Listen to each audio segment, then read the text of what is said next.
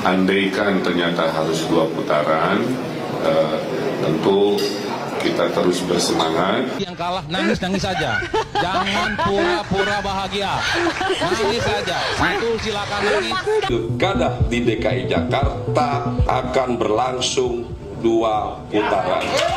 Terjadi adanya money politik dan juga adanya penyebaran sembako dalam rangka mempengaruhi. Dah tim Ridwan Kamil bikin sayembara yang menemukan kecurangan pilkada DKI dapat hadiah 10 juta. Lagian ngapain susah-susah nyari kecurangan pilkada DKI? Noh, lo laporin Raffi Ahmad yang udah posting surat dukungan Pak Prabowo untuk mengajak masyarakat DKI Jakarta milih Ridwan Kamil di masa tenang. Noh, laporin noh, dapat 10 juta langsung. Tapi udah dihapus, Deng. Lagian gimana caranya juga mau curang? Lawang alat kekuasaan dilau semua, Bray. PA. Kami menyampaikan hasil input data yang kami terima menyatakan bahwa pilkada serentak 2024 di DKI Jakarta akan berlangsung 2 putaran. Bahwa telah terjadi adanya money politik dan juga adanya penyebaran sembako. Aduh, saya teh heran ya ketika kampanye teriaknya satu putaran ya. Tapi begitu kalah teriaknya 2 putaran. Ini teh gimana ya? Mau pilgub apa mau muter-muter aja? Ya, padahal kabarnya itu di-endorse oleh petinggi negara, di-endorse oleh wakil petinggi negara secara langsung ya. Di-endorse juga oleh mantan petinggi negara. Bahkan didukung juga, bahkan dibantuin kampanye oleh menteri, dibantu kampanye oleh pejabat negara. Kurang apa lagi ya? Yang dituduh curang mah kita yang nggak di-endorse oleh siapa-siapa. Aduh. Garis bawah ya, kalau tim Ridho udah bikin sayembara kayak gini, berarti mereka udah frustasi banget. Frustasi akan banyak hal. Yang pertama, mereka frustasi ketika melihat kenyataan Ridho udah didukung 12 partai, didukung 2 mantan presiden 2 periode, didukung presiden plus wakilnya, didukung sembako. Yalah, suara mereka mentok di angka 39,48%. Yang kedua, mereka frustasi ketika melihat perolehan suara milik Pramono Anung dan Bang Dul. Padahal Pramono Anung ini sama sekali tidak populer di Jakarta. Cuma diusung satu partai yang ketumnya nenek-nenek, malah mendapatkan suara di atas 50%. Yang ketiga, mereka frustasi ketika mereka mencoba mencari kesalahan, kekurangan dari 03, ternyata mereka tidak menemukan apapun. Tim 03 sebersih itu, sebermoral itu ketika di pemilu. Itulah kenapa saking frustasinya mereka tidak menemukan kecurangan yang dilakukan oleh tim 03, alhasil mereka membuat sayembara. Mereka segitu frustasinya melihat posisi mereka di Jakarta saat ini. Tapi lucunya di tengah-tengah frustasi mereka masih sempat loh lempar bola panas ke tim 03. Dengan judul mereka menduga tim 03 itu memberikan sembako di masa tenang. Padahal yang justru terkenal demen membagi sembako di masa pemilu itu bukan 03, tapi 01. Nggak percaya? Nih, ada fotonya nih. Nggak percaya lagi, ada lagi nih. Nggak puas dengan foto, saya punya videonya nih. Nih. Wih, mantap nih Bang Jopan nih. Wih, 1 putaran nih Ridho nih. 1 putaran tuh. Satu putaran tuh Bang Jopan tuh. Taburan nih Pan Kelurahan tuh. Dan jangan lupa yang justru melakukan kecurangan di masa tenang itu justru tim 01. Tahu nggak? Tim Ses 01 itu memposting selembaran yang isinya Prabowo Subianto meminta warga Jakarta untuk memilih Ridwan Kamil dan Suswono. Bahkan selembaran ini juga diposting oleh Raffi Ahmad, stafnya presiden, di masa tenang. Ya, meskipun Raffi Ahmad sekarang udah menghapus, tapi kan ini bukti telak siapa yang melakukan kecurangan di masa tenang. Iya kan? Dan lucunya juga ketika mereka membuat sayembara yang artinya mereka sama sekali tidak menemukan bukti kecurangan, tapi mereka sempet-sempetnya membuat dugaan-dugaan padahal nggak ada buktinya. Ini kan stres. Udahlah untuk Kang Emil, kemudian untuk para pendukungnya, jangan terlalu banyak berhayal. Karena C1 itu sudah 100% terkumpul, jadi angka itu sudah ketemu.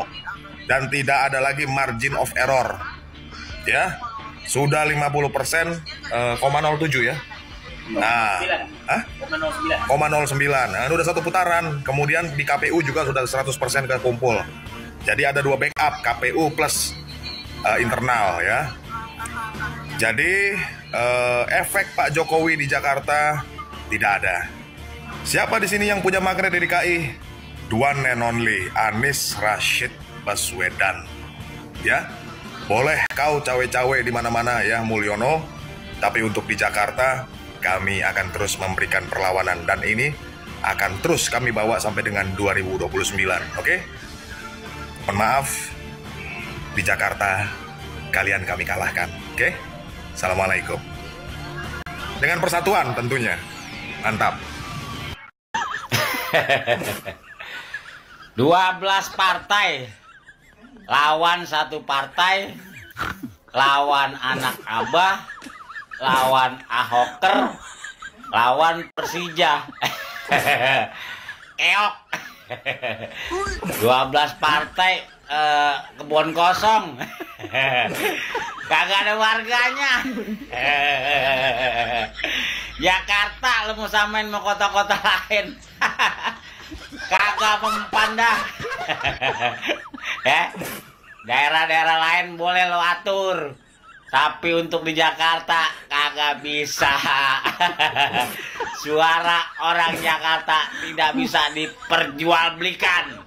Asal lo tahu tuh ranking, mendingan lo pulang, ya nggak, naik bus atau lo naik travel, cuman 150.000. Lo kagak ada biar gua TF nih. Nih, VT gue bilang Pilgub DKI selesai karena Anies sudah turun tangan. Ya dibilangin nggak percaya, malah banyak yang hujat Anies siapa. Ya itu Anies itu yang memenangkan. Anak Abah hampir banyaknya itu tadinya tuh mau golput, tapi sejak Anies deklarasi dukung Pramono Sidul, akhirnya semua gerbongnya pindah ke Pramono. Hampir semua. Jadi buat kalian yang bilang Anies bukan siapa-siapa, ya kalian mimpi. Makanya kalau misalkan Anies ada di Jawa Tengah, Jawa Timur gitu kan, Anies full di Jawa Barat, yakin banget sih bakal menang itu, ya. Pilkada seru. Pak Ridwan Kamil lagi di mana, Pak? Oh, lagi di mobil curhat. Kalau aja waktu itu nggak ikutan kong kali kong Kim plus lagi merayakan kemenangan di Jabar nih ya. Abah ya, Pak. PKS, ente sehat ente. Kalau waktu itu nyalonin Anies udah tinggal duduk manis. Suaranya kurang, Pak Anies yang gak mau nyari partai koalisi lain, kegoda Kim plus. Sekarang PKS partai kehilangan suara. Aduh, udah pede banget di endorse penguasa. Memang gula-gula istana tuh kadang membutakan.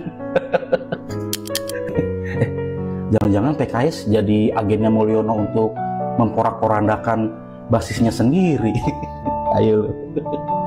Awas aja kalau 2-3 bulan lagi elit PKS punya mobil baru. Nah, gue sih berharapnya pilkada khususnya Jakarta 2 putaran lah. Soalnya gue belum kebagian ngebazerin paslon. Sekarang pokoknya PKS yang harus salah. Partai lain mah nggak ada yang salah. PKB, Nasdem nggak salah. Bahkan PDIP yang katanya arogan sekarang merasa terzolimi dan jadi pahlawan bangsa. Menang di Jakarta tapi porak-poranda di wilayah lain. Itu pun menangnya karena ada 2 hal tuh. Satu, karena adanya dukungan dari The Jackmania. 2, Bu Megawatinya nggak diajak ikut kampanye. Iya, aku. Iya bener, Anies itu baru kenal PKS paling baru 7-8 tahun sejak 2017 kan di Pilkada DKI waktu itu kan. Tetapi begini, PKS itu secara partai suaranya memang oke. Yes, di Pileg suaranya oke. Sejak dulu, oke setuju. Tapi kalau kita ngomongin kader, apakah pernah ada kader PKS yang ngetop secara nasional? Kan nggak ada.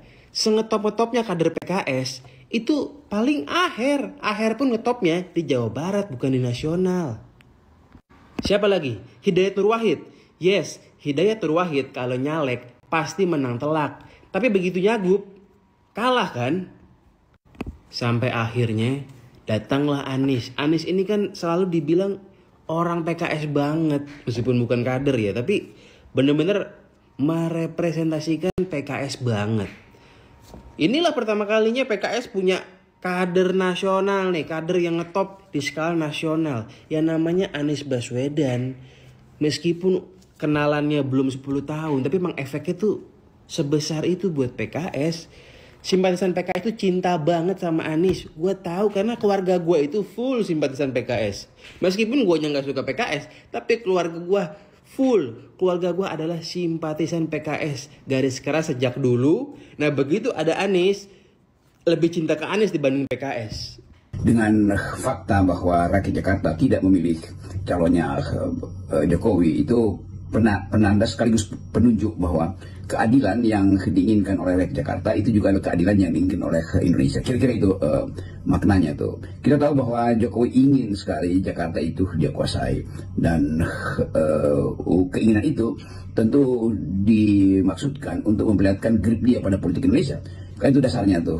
Dan sejumlah aktivitas sudah dirancang dari awal, dielulukan supaya pasangan Jokowi itu tampil sebagai pemenang. Presiden Prabowo bahkan harus turun lapangan untuk memastikan bahwa persiapan yang hendak membawa Ridwan Kamil ke DKI 1 harus dibuat matang sematang-matangnya. Kita bisa anggap itu sebagai perintah dari Presiden Jokowi, karena kita bisa melihat bagaimana raut dan wajah Pak Prabowo misalnya waktu di Jawa Tengah harus mendukung paslon yang dipilihkan oleh Jokowi. Demikian juga di Jakarta. Tapi Jakarta punya kondisi psikologi yang lain tuh. Karena itu mudah dimengerti kenapa Prabowo hanya membacakan surat atau hanya surat dukungan itu yang dibacakan, bukan ikut kampanye langsung. Tapi itu semua sudah selesai dan PDIP memenangkan Pilkada Jakarta. Penanda pertama bahwa kemampuan PDIP untuk bertanding itu tetap unggul, dan kemampuan PDIP untuk menghalangi cawe-cawe Jokowi atau manipulasi Jokowi itu bisa atau sudah dipersiapkan dari awal. Jadi PDIP menduga dari awal bahwa Jokowi akan mengacak-acak Jakarta, maka sebagai partai yang konsisten untuk